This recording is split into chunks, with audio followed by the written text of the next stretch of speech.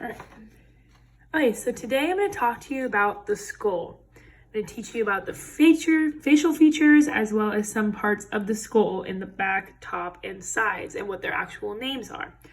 First, we're going to start out with some facial features, like the right zygomatic. There is also a left zygomatic, and the zygomatics are your cheekbones, and they form the outer side of the eye socket.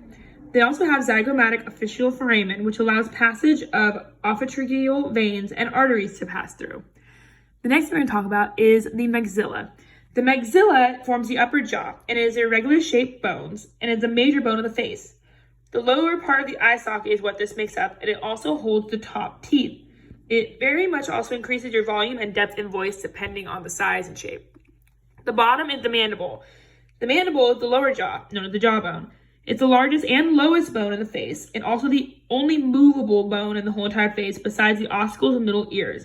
It houses your lower teeth as well. Then we're going to talk about the nasal bone. The nasal bone has two nasal bones in it. They are small and bind together, and they form nose cartilage that makes individual nostrils, like 1 and 2. Next thing we're going to talk about is if we get to the bottom of the head here, the palatine bone. The palatine bone is irregular bone above the uvula in the throat. It is comprised of hard platelet, and it builds the crural and nasal cavity as well as the orbits. Then we have right here the vomer. The vomer is an unpaired facial bone. It is the inferior part of the nasal septum. Then the next thing we have going in here is the lacrimal. The lacrimal is a tear production system that contains lacrimal glands, which produces tears, as well as the nasosacral duct, which drains the tears. Next thing we're going to get into is the parietal bone. There is a left as well as a right here. The parietal bone has 4 angles: a frontal, sphenoidal, occipital, and mastoid, which you will hear about throughout this presentation. The external features of the parietal bone is posterior tuber, superior and inferior temporal line, and parietal foramen.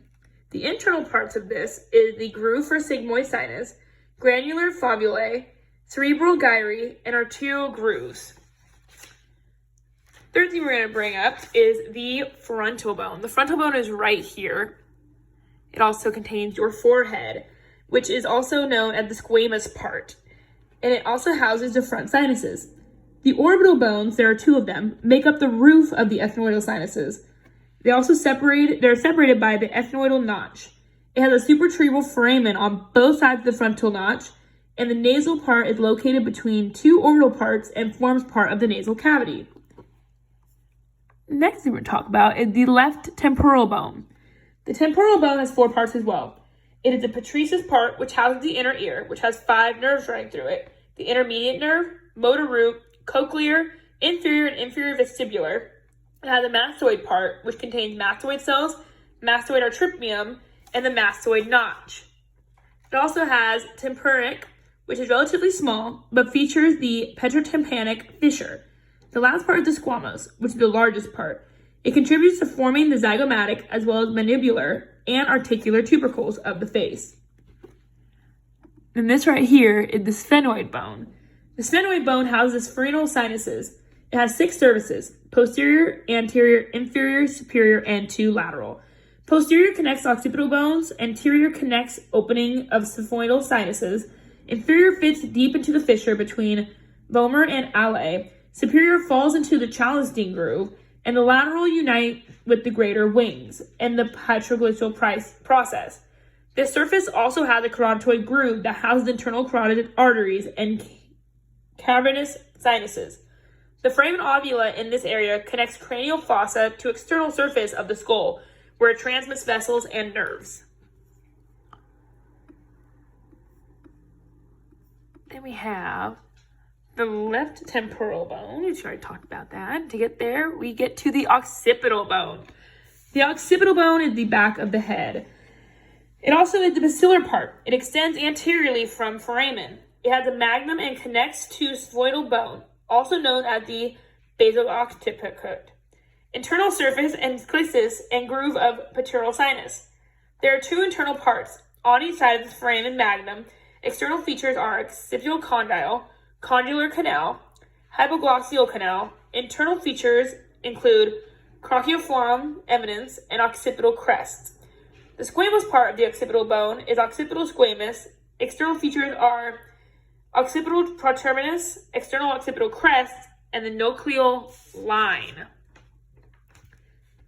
The last part we have, we'll spin back around if I can, and it is going to be the ethmoid bone. The ethmoid bone is a cubiform plate. It's on a horizontal plate and covers ethmoidal notch, roof of nasal cavity. The foramen of cubiform plate transmits fibers to olfactory nerves. The perpendicular plate is on the sagittal plane and forms posterior nasal septums.